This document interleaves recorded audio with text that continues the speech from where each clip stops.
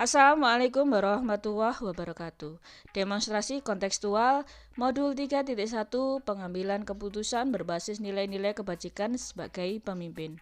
Saya, Ana Dewi Susilawati, CGP dari SMP Negeri 2 Modo, Kabupaten Lamongan, Provinsi Jawa Timur, Angkatan 5, kelas 34B.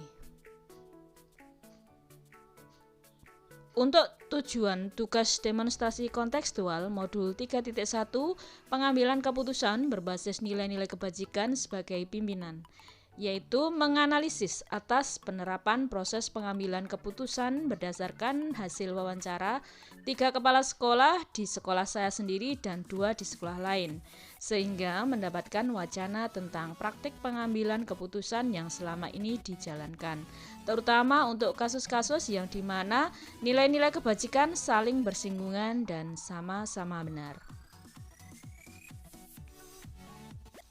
Berikut hasil wawancara dari kepala sekolah saya sendiri dan kepala sekolah lain di lingkungan saya.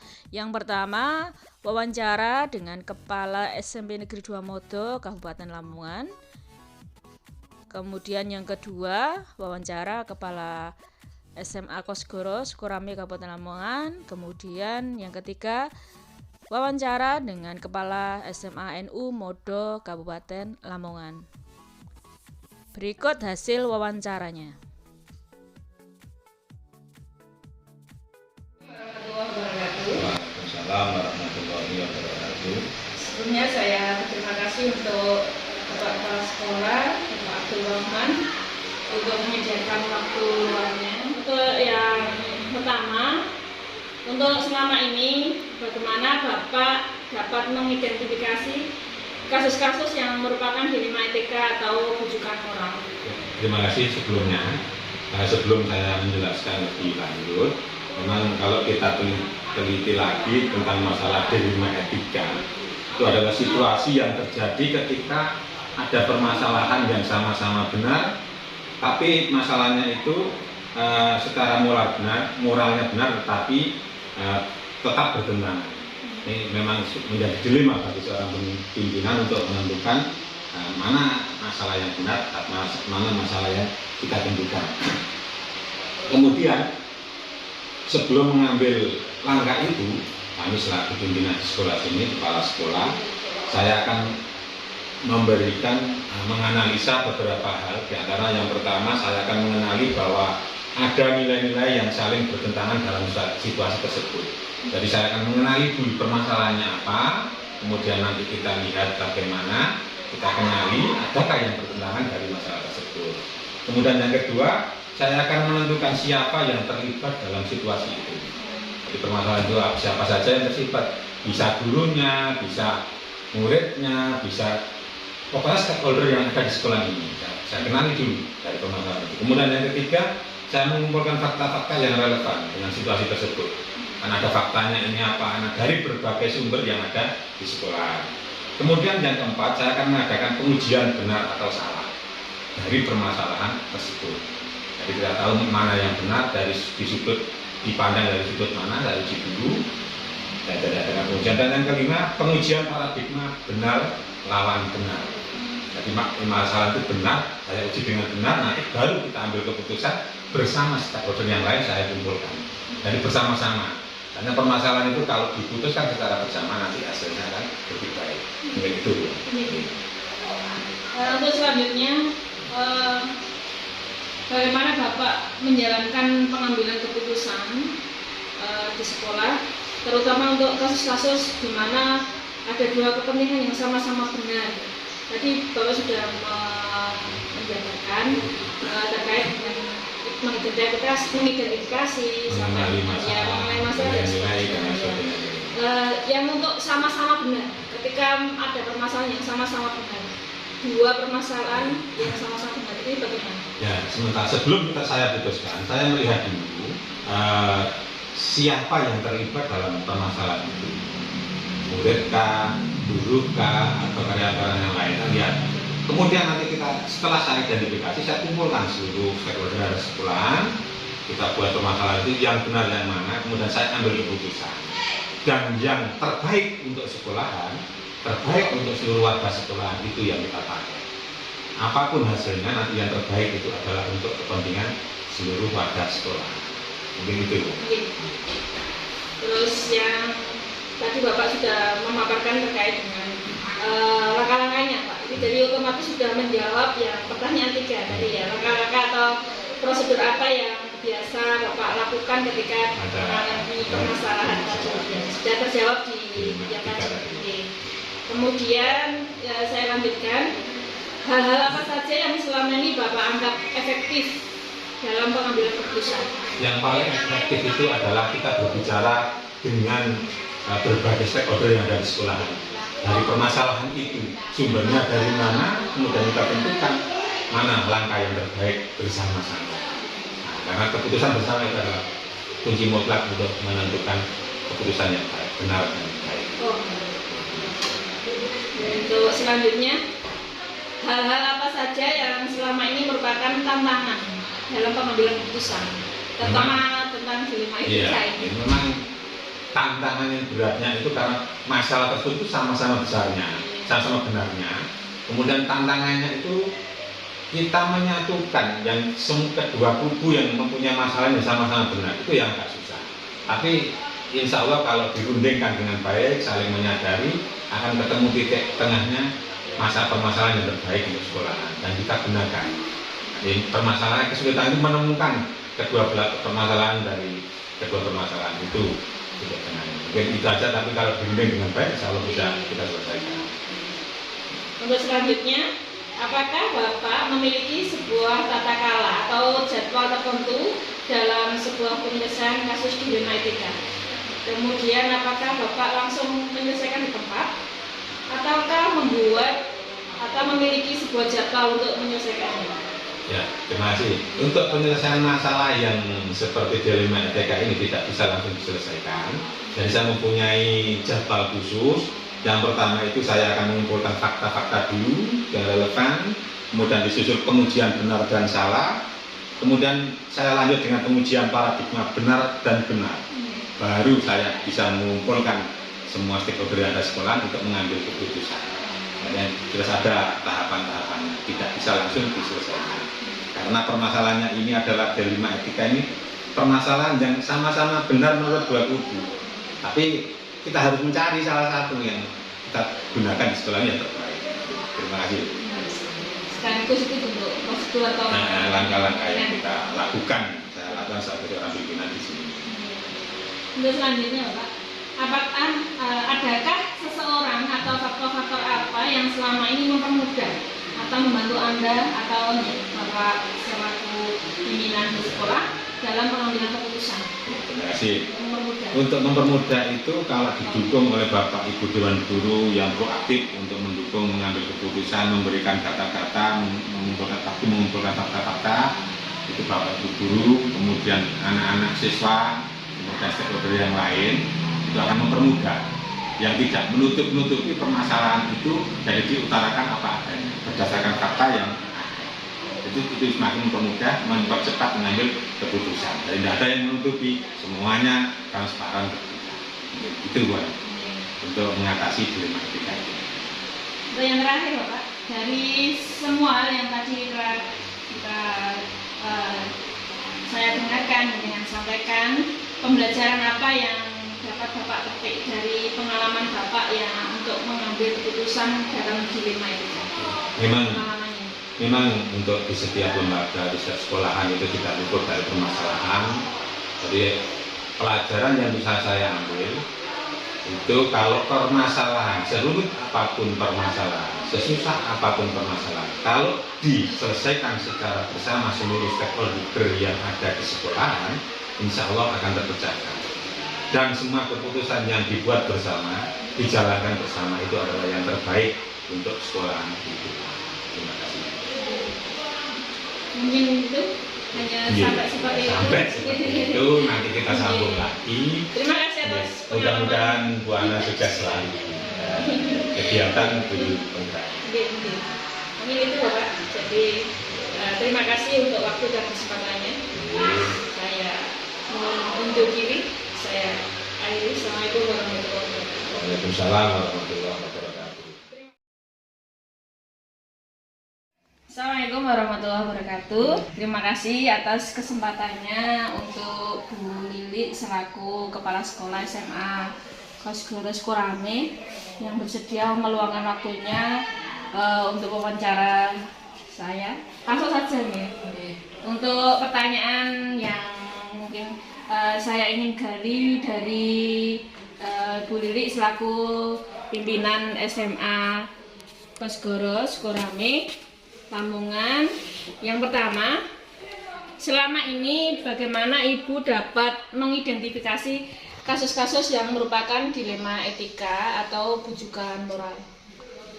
Kami di lembaga ini selama ini bila terjadi permasalahan hal-hal seperti itu, apalagi soal dilema etika, yaitu antara yang benar dengan benar, dengan rujukan moral, itu antara benar dengan salah, sehingga kami memperlakukan itu antara benar dengan benar. Oh ya, jadi untuk mengatasi atau mengidentifikasi kasus tersebut, Bu Lili itu melihat kasus atau masalah itu dari posisi sudut pandang yang benar, yang satunya juga benar seperti itu. Ya. Terus untuk yang selama ini bagaimana Ibu menjalankan pengambilan keputusan di sekolah, terutama untuk kasus-kasus di mana dua kepentingan yang sama-sama benar tadi, yang mengandung nilai-nilai kebaikan atau kebajikan. Ya.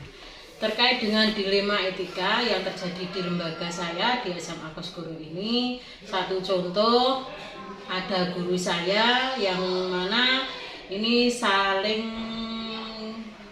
benar, antara masalahnya itu benar sesuai dengan kewajibannya, sehingga saya memberlakukan ini kepada guru saya dengan etika.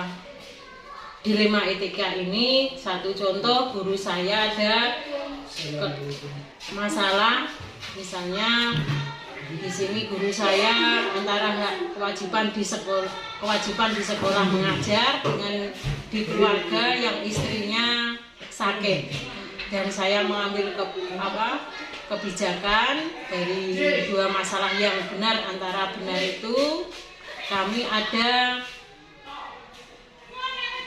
rasa kepedulian, rasa kasih sayang, sehingga saya antara masalah benar dengan benar itu kami memberlakukan hal tersebut, sehingga saya melihat kondisi guru saya yang saat itu karena kewajibannya itu sama-sama benar dengan benar, sehingga ada rasa keadilan untuk kami selaku yang mengemban tugas di lembaga SMA Kosgoro ini. Ya.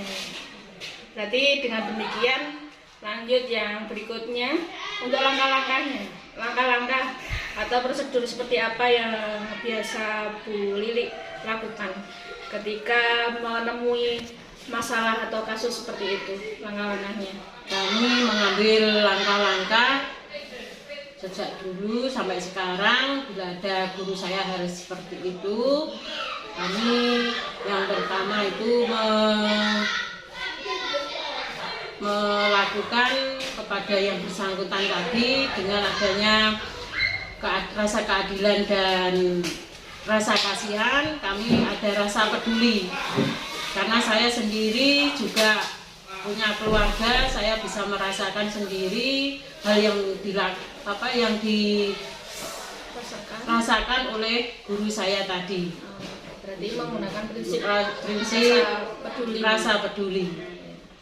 Apakah selain itu, selain rasa peduli, langkah berikutnya ada lagi untuk yaitu kami atau saya memanggil guru saya tadi, saya ajak komunikasi dari masalahnya tadi, sehingga saya memberikan masukan kepada guru saya tadi, sehingga masalah-masalah yang dikatakan benar dengan benar itu nanti bisa menjadi hal yang baik bagi saya dan lembaga SMA ini. Dan tentunya bisa teratasi, nggih? Ya, bisa teratasi semuanya dengan baik. Terus selanjutnya Bu, hal-hal apa saja yang selama ini Ibu anggap efektif untuk mengambil keputusan dalam kasus dilema etika yang sudah disebutkan. Ibu tadi kan sudah menyampaikan contohnya ada guru yang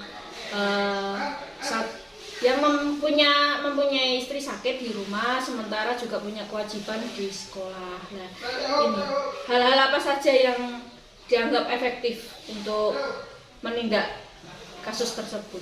Yang saya di sini memberikan masukan solusi kepada guru saya yang bersangkutan tadi, yaitu dengan memberikan tugas kepada siswa-siswa saya yang mana sesuai tadi, yaitu bisa diberikan tugas secara online maupun secara offline, yang mana memberikan tugas ke anak-anak dan diberikan ke guru piket.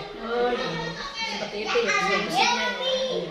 Selanjutnya, hal apa saja yang selama ini merupakan tantangan dalam pengambilan keputusan untuk kasus-kasus dilema etika? Tantangannya bagi saya ini, saya musyawarahkan dulu dengan Wakasek maupun guru saya, karena ini tidak saya istilahnya saya ambil keputusan sendiri, yaitu kurang baik, sehingga saya membicarakan dengan beberapa guru atau wakasek saya di situ untuk semua guru yang misalkan terjadi hal seperti itu, keputusannya adalah hal yang terbaik, yang terbaik. Jadi tantangannya kan berarti tantangannya mengambil keputusan dari yang baik, dari yang terbaik, dari yang terbaik. Kemudian, apakah Ibu memiliki sebuah jadwal tertentu untuk menyelesaikan kasus-kasus dilema etika? Terus, apakah Ibu juga langsung menyelesaikan di tempat jika memang tidak dijadwalkan? Dan apakah memiliki sebuah jadwal tadi untuk menyelesaikannya? Memang di sini juga sudah ada jadwalnya, tahu terjadwal, tapi kalau misalkan terjadi hal yang sudah saya contohkan tadi kan tidak terjadwal karena itu di luar dugaan, karena sakit itu nggak tahu kapan itu, sehingga itu memang kalau masalah hal itu mesti terjadwal, tapi kalau ada hal tadi tetap saya langsung di tempat, sehingga pada waktu itu sehingga kami bisa menyelesaikan atau mengambil keputusan dengan baik. Ya. Kemudian selanjutnya, adakah seseorang atau faktor-faktor apa yang selama ini mempermudah atau membantu Ibu untuk mengambil keputusan untuk setiap kasus dalam dilema etika? Adakah yang membantu atau mempermudah? Iya, ini kami sebelumnya kan sudah bermusyawarah sebelum terjadi hal yang tidak diinginkan dengan para wakasek, apalagi dengan wakasek humas kami, sehingga itu yang bisa membantu kami misalkan terjadi hal-hal yang kurang diinginkan atau misalkan terjadi di pihak pendidik kami, di guru kami atau di siswa kami, sehingga juga ada guru yang saya anggap untuk bisa membantu kami hal-hal seperti itu, sehingga saya tidak mengambil keputusan sendiri, sehingga kami juga dibantu oleh Wakasek Humas, juga guru-guru yang terkait dengan hal seperti itu. Pembelajaran apa yang bisa diambil dari pengalaman tadi untuk memutuskan untuk mengambil keputusan? Itu kami dari pengalaman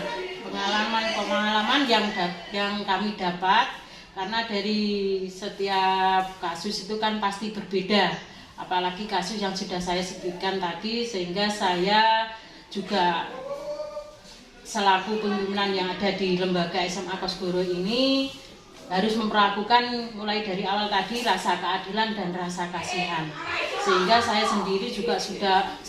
sendiri punya keluarga, bisa merasakan hal-hal yang dirasakan oleh guru saya tadi, sehingga itu pengalaman saya dalam hal ini mengambil keputusan, tapi tidak sendiri, tapi dibantu oleh yang lainnya yang ada di lembaga ini. Berarti terima kasih atas waktu dan kesempatannya. dan lain kali kita sharing kembali terkait dengan kepemimpinan. Terima kasih sebelumnya dan saya akhiri. Assalamualaikum warahmatullahi wabarakatuh. Waalaikumsalam warahmatullahi wabarakatuh.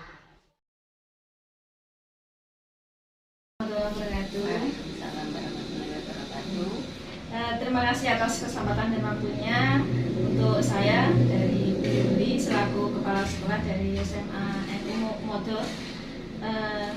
Langsung saja untuk kali ini saya ada wawancara terkait dengan pengambilan keputusan selaku Kepala Sekolah sekaligus pimpinan dari sekolah SMA ini. Langsung saja ya untuk poin-poin yang saya ingin tanyakan terkait dengan pengambilan keputusan dari seorang pimpinan dalam sebuah lembaga. Yang pertama, selama ini bagaimana Yuli dapat mengidentifikasi kasus-kasus yang merupakan dilema etika atau bujukan moral?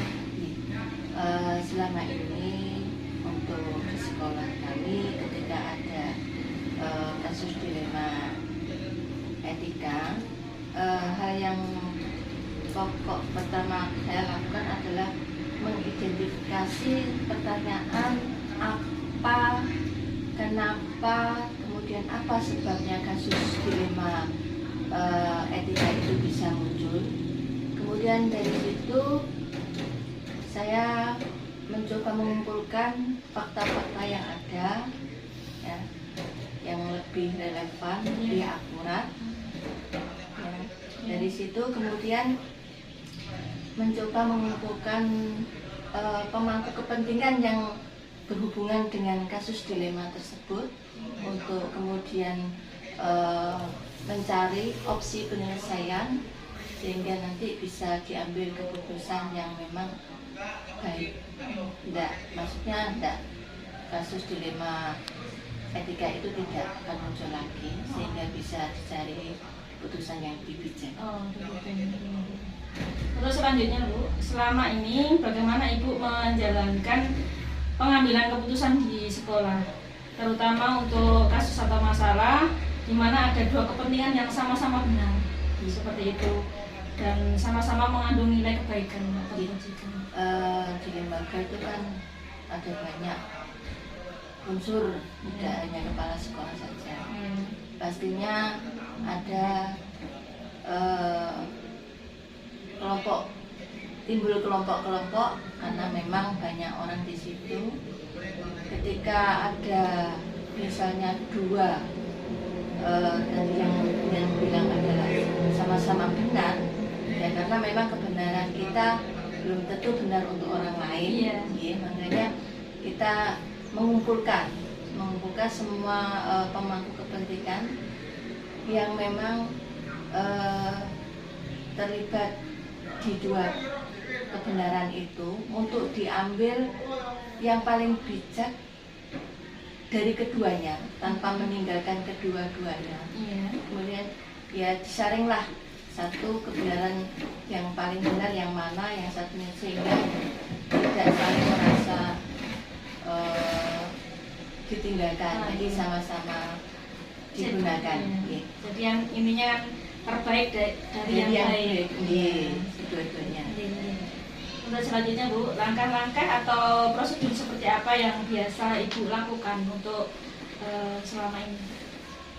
Ketika ada kasus dilema tersebut, ya yang paling utama saya lakukan itu mencari fakta kebenarannya. Jadi kita nanti tidak dari beberapa unsur, jadi tidak hanya berpangku pada salah satu sumber informasi. Jadi semua informasi kita kumpulkan, kemudian setelah itu menelaah atas fakta-fakta yang ada, kemudian lagi melibatkan stakeholder atau pemangku kepentingan yang memang ada hubungannya dengan kasus tersebut. Dan untuk selanjutnya, hal-hal apa saja yang selama ini Ibu anggap efektif untuk pengambilan keputusan dari masalah-masalah atau kasus-kasus yang Untuk yang paling efektif bagi saya adalah mengumpulkan semua fakta yang ada.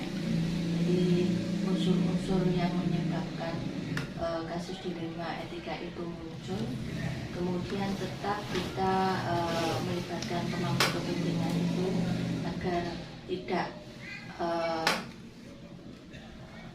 kasus dilema itu tidak merembet kemana pada satu pokok itu saja, sehingga nanti paling tidak opsi yang diambilkan opsi yang paling benar.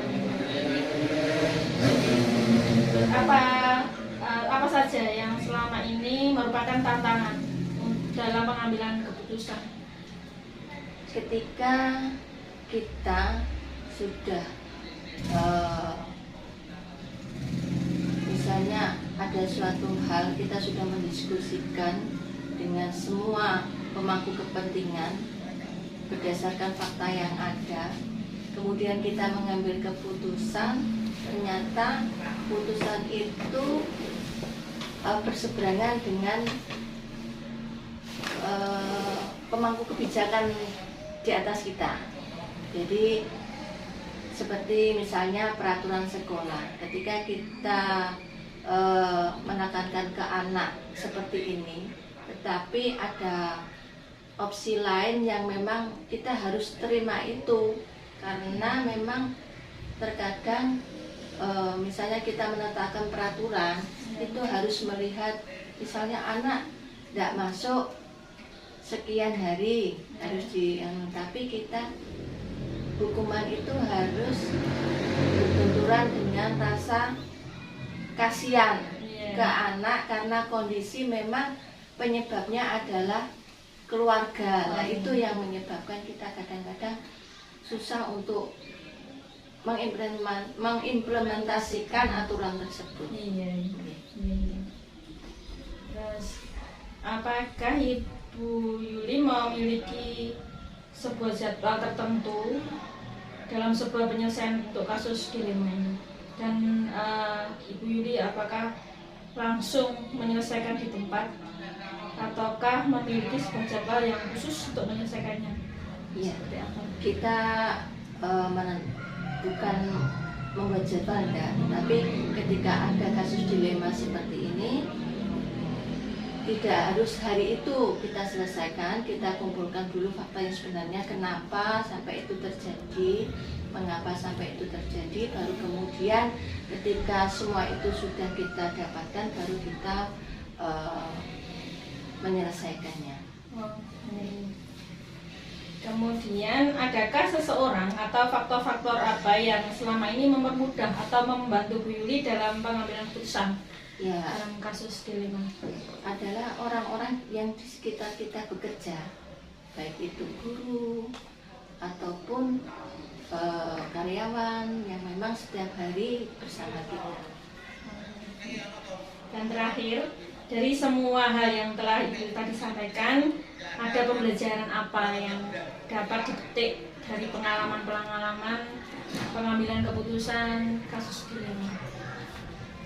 Yang paling pokok adalah ketika kita sebagai kepala sekolah adalah penentu keputusan, bahwa pada dasarnya kebenaran kita belum tentu menjadi kebenaran dari orang lain di sekitar kita. Disimpulkan bahwa kebenaran apa yang kita anggap benar, apa yang kita anggap adil itu belum tentu orang lain bisa menerima, jadi harus mungkin itu Bu Yuli yang saya wawancarakan untuk Bu Yuli terkait dengan pengambilan keputusan sebagai seorang pimpinan di sebuah lembaga. Dan terima kasih atas waktu dan kesempatannya. Dan mohon maaf jika mengganggu. Saya akhiri. Assalamualaikum warahmatullahi wabarakatuh. Selanjutnya, refleksi wawancara. Untuk refleksi wawancara yang pertama, hal-hal menarik apa yang muncul dari wawancara tersebut? Pertanyaan-pertanyaan mengganjal apa yang masih ada dari hasil wawancara bila dibandingkan dengan hal-hal yang saya pelajari seperti 4 paradigma, 3 prinsip, dan 9 langkah pengujian? Apa yang saya dapatkan? Pada wawancara 1, hal menariknya, pengambilan keputusan untuk kasus dilema etika atau bujukan moral langsung pada poin 9 langkah pengujian pengambilan keputusan, belum menunjukkan atau menelisik pada paradigma dan prinsip kasus dilema etika, sehingga menurut saya masih belum utuh untuk pengujian pengambilan suatu keputusan dengan konsep 4 paradigma, 3 prinsip, dan 9 pengujian pengambilan keputusan untuk kasus dilema etika. Pada wawancara 2, hal menariknya, pengambilan keputusan untuk kasus dilema etika atau bujukan moral telah memperhatikan 1 dari 4 paradigma dilema etika dan sudah memperhatikan 1 dari 3 prinsip pengambilan keputusan. Namun, 9 langkah pengujian pengambilan keputusan belum utuh untuk dilakukan, sehingga menurut saya masih belum secara utuh dalam bagian 5 langkah pengujian pengambilan suatu keputusan dilema etika. Sedangkan pada wawancara 3, hal menariknya, pengambilan keputusan untuk kasus dilema etika atau bujukan moral langsung pada poin 9 langkah pengujian pengambilan keputusan. Jadi sama seperti pada hasil wawancara 1. Belum nampak perhatian pada paradigma dan prinsip kasus dilema etika, sehingga menurut saya masih belum secara utuh menggunakan konsep 4 paradigma, 3 prinsip, dan 9 langkah pengujian pengambilan keputusan dilema etika. Refleksi wawancara kedua. Bagaimana hasil wawancara antara 3 pimpinan yang saya wawancarai? Adakah sebuah persamaan atau perbedaan? Kira-kira ada yang menonjolkah dari salah satu pimpinan tersebut? Mengapa dan apa yang membedakan? Untuk persamaannya, yaitu penggunaan 4 paradigma, 3 prinsip, 9 langkah pengujian pengambilan belum secara utuh diimplementasikan. Yang berikutnya persamaannya, langkah pengambilan keputusan dan faktor yang mempermudah atau membantu selama ini sama pada ketiga pimpinan, yakni lebih mengedepankan pengambilan keputusan yang melibatkan stakeholder atau wakil urusan di sekolah masing-masing pada setiap permasalahan yang terkait dengan kepentingan sekolah. Sedangkan perbedaannya pada tantangan yang dihadapi masing-masing pimpinan, yakni untuk pimpinan pada wawancara 1 berpendapat tantangannya adalah penyatuan 2 kubu yang sama benar dalam sebuah kasus. Kemudian pimpinan wawancara kedua berpendapat tantangan yang dihadapi adalah memilih keputusan terbaik dari 2 hal baik. Kemudian pimpinan wawancara ketiga menyatakan bahwa tantangan yang dihadapi adalah perbedaan keputusan yang diambil berbenturan dengan keputusan lembaga di atasnya. Sehingga menurut saya dari hasil wawancara 3 pimpinan sekolah tersebut tidak ada yang menonjol dalam kaitannya penerapan 4 paradigma, 3 prinsip, dan 9 langkah pengujian pengambilan keputusan kasus dilema etika karena belum mengimplementasikan secara utuh dalam pengambilan keputusan untuk kasus dilema etika. Refleksi wawancara yang ketiga, apa rencana ke depan para pimpinan dalam menjalani pengambilan keputusan yang mengandung unsur dilema etika? Bagaimana mereka bisa mengukur efektivitas pengambilan keputusan mereka?